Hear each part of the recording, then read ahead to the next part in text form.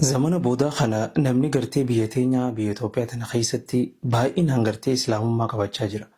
Obboleeyyan keenya ustaazan garii gartee TikTok irra gubbattis gareen shahaadaa dalagaan isin hedduu dalagaa jirtan kun hedduu nullee boonsitanii rabbiin isinirraa haa jaalatu, hedduu takka isin dinqisiifanne, hedduullee rabbi isin boodaa isinii kadhanne akka nuti isin gammanne caalaa rabbi isinitti haa gammatu jecha mi obboleessa kiyyaa obboleettiti. Odooni fi arraan tana ati nama islaamummaa keessatti dhalatee guddatu hin tahini. Yoo gartee nama guyyaa keessaa shahaadaa akka isaanii akka ijoollee amma shahaadaa qabatu tanatti yoo haa qabattu taate yoo maatii ta'e hundaan kan wal dhabuun gartee si feesise.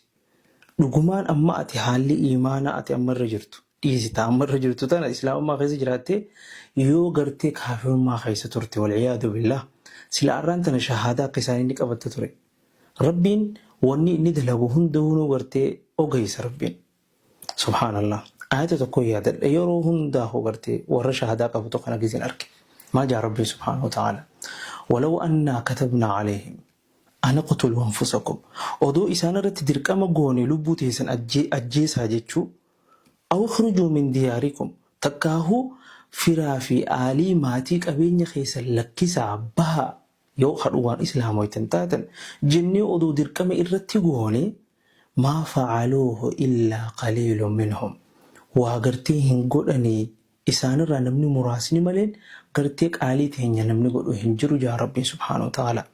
Rabbiin odoo gartee arra bakka isaanii si godhe dhugumaan maatii gartee hunda dhabdee maatiin hundi kasiin oodu hattaa du'atee tafadhu gartee maatiin hunda qabeenya kee hunda dhabdee firaa fi aalirraa baatee gartee amantii haaroo hanganaa bartu sila arra anaaf atiin seenna ture mee dhuguma saniin mee of gaafadhu.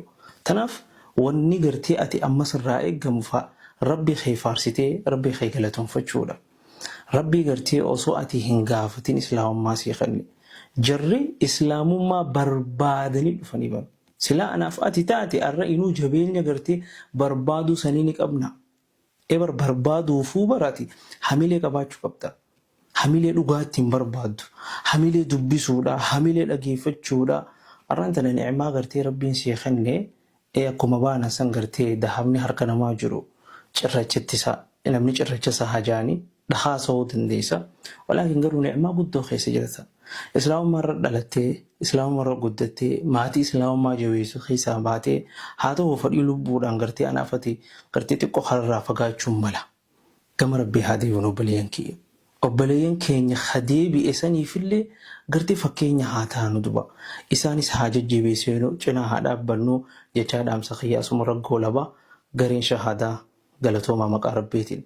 Wallaahi akka nuti isinirraa gammanne ol akka rabbiin isinirraa gammade gartee rabbiin keenyarraa abdii qabnaa rabbillee isinii kadhanna jabaadhaa nu boonsitanii isiniin jenna rabbiin isin cinaa haa dhaabbatu rabbiin gartee arraata keessan khayrii haa dubbisu nama hamtuun isin barbaadu rabbiin isinirraa haa qabu jecha rabbi isin wajjin haa jiraatu rabbiif jechan isin jaaladha. Wassalaamu alaikum wa rahmatullaahi wa barakaatu.